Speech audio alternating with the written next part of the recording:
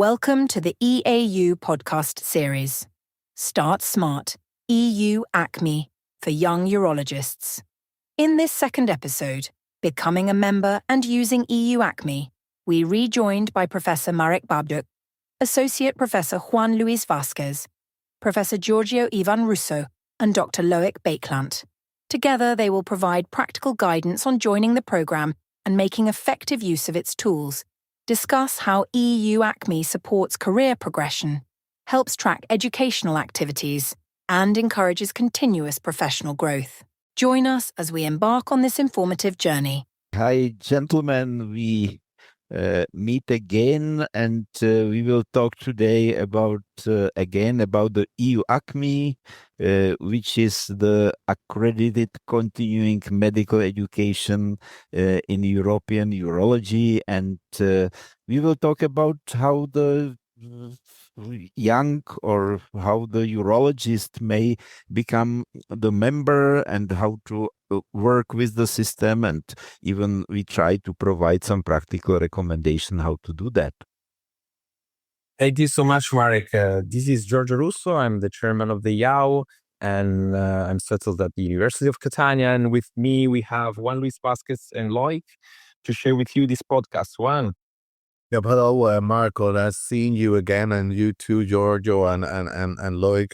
My name is Juan Luis Vásquez, chair of the Young Urologist Office, and it's very nice to be here again, talking to you about something that we don't really know much about.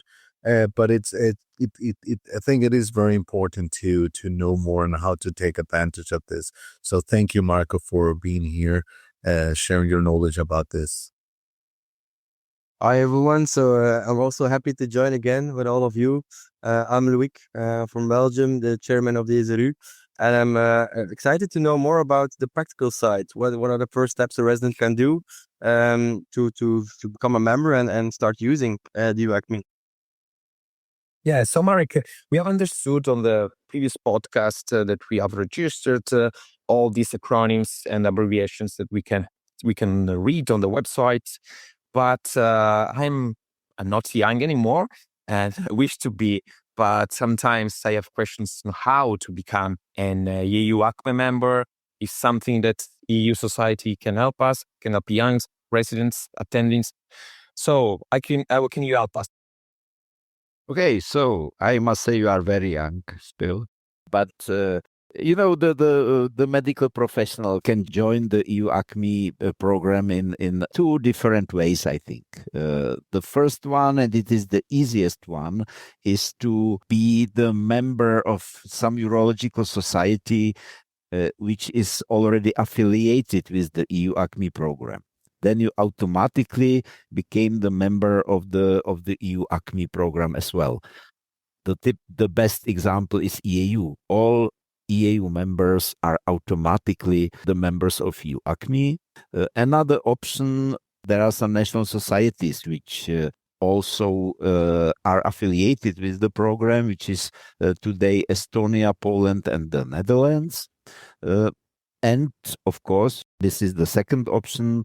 You can connect it to the EU-ACME program as an individual member. There is some fee that you need to pay for individual membership. The annual fee is 33 euro. So this is how to become the member, but the technical point is then quite easy. You simply visit the EU-ACME website, fill out the online registration form, which is not difficult to fulfill, I think. I mean, this is one of the benefits of the EAU society. So being a member of the EAU has some benefits for the ACME. So sometimes we're young, we don't know how many benefits we can have being a member of the society.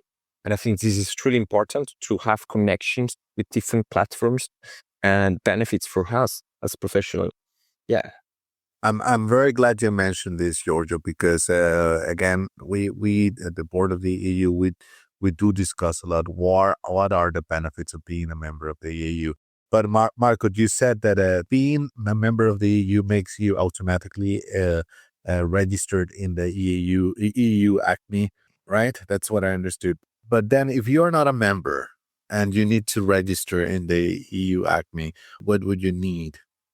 then you can, as I mentioned already, you can join as an individual member. So you enter the EU-ACME website. You need to ask for individual membership, and of course you will be asked to pay some annual fee, which is, as I mentioned, 33 euro. But what documents are necessary to register? Or is it necessary to have any documentation that you're a doctor or you're a resident, that you are a urologist, or well? Yes, if you are the member of the society, you don't need any documents. But Any difference, for example, Marek, if one is resident or one is specialist? There are differences in the process? yeah, to be true, the system was created for medical specialists, for urological specialists, but because of their lifelong learning, which we will talk about as well. So we register also the residents, and we distinguish between members and young members. Sorry for interrupting. Is it then like a right moment for residents to in residency to create like your MyCME account? Or I think most of the residents listening are going to be a member of the EU and automatically get it. But for those who are not, yeah, we call it junior membership, of EU-ACME. So either you are a member or junior member. Technically, it is the same. I mean, how to register, how to become the member. There is no difference. But if you are resident, of course, there are many reasons why to do that. You start to register your activities. You can, as I mentioned already, you can have a system in your educational portfolio. It is registered forever, so you can come back to that during your career, and so on and so on. I would like to ask you for an example in which not every year we can join the EU Congress. This is the big one, very important for our career. But sometimes we join non-accredited activities. So my question is, does the ACME track accredited or non-accredited activities in which we can put everything inside? We register in EU-ACME system. In MyCME, we track both accredited and non-accredited activities. Of course, you can achieve the CME points or CME credits for accredited activities. If the activity is not accredited, then you can achieve the CPD points for that. It altogether gives a member a complete picture of learning of his educational activities he underwent. I have a curiosity, because as you well know, the EAU is becoming more and more global, and there are lots of members that are from outside Europe, and we also are attending activities in outside of Europe. How does it the MyCME handle activities from outside Europe? Yeah, some international events also carry some recognized accreditation, so then it is easier. But if you participate on activity outside Europe, if you have the certificate of that, and the certificate has all necessary details like the dates, location, and of course the participant's name, then it can be also registered in the system. But you must do it actively. Yeah, I was wondering also, because we have a close collaboration, for instance, with the Urological Association of Asia, where there are participants to the Youth Leadership Forum, and they get two years of free membership to the EU, and this is something that also can be an advantage for them. So I'm really happy that this is also covered. I'm the one responsible for these collaborations, so that makes me very happy. And I'm going to the Philippines this year, and that's something that I will definitely focus on. I was also thinking, because I think a lot of residents are keeping track of their activities in spreadsheets, Excel, and so on. What does MyCME offers, or how challenges the spreadsheet? Yeah, the spreadsheet, I think, is the history, or should be history, because it is not official, it is not standardized. You can lose it, more or less. Yeah. I think MyCME offers clear, registered, and approved verifications. It is some secure document storage, compatibility with European continuing medical education system, and so on and so on. And of course, if you, for some reason, need to demonstrate your educational activities, if it is asked in some European countries, then of course this is the material that is respected, and or the system that is respected, and it has its value, I hope. I can imagine that it also then like generates reports, like for residents. It's sometimes important to hand in an overview to your supervisor or some other authorities. So I think it can also do that. Yeah, exactly.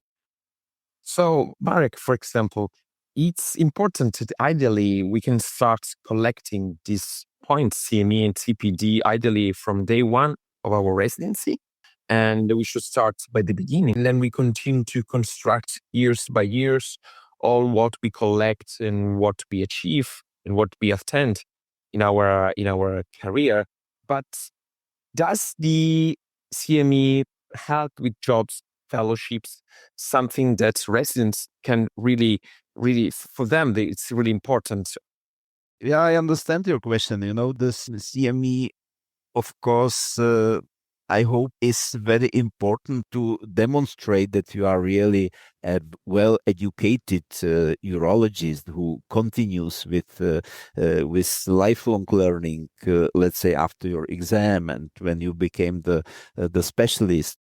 My CME help you to show you the verified educational record. This is really a very powerful asset when you're applying for some job, when you ask for some position, enter the competition for some position. So we believe this is very important for the career of every urologist. I think it can provide structured records, verification of all our educational activities. Any reasons we don't use that? But sometimes when we, as a residents, we do applications for fellowship, I think we can use that and then recover, download, and then send, because it's a track of something. It's not only a normal CV. I think it's like a supplementary of our activities, what we have done, the interest that we have, oncology, non-oncology, pediatrics, or whatever. And we never used, I can say in Italy we don't use, but I think it's a chance to do that. And also reduce a lot of stress. Hit the small button and then get everything that you've done in the last past years. And it gives you a chance to really present yourself as a motivated and continuously developing professional.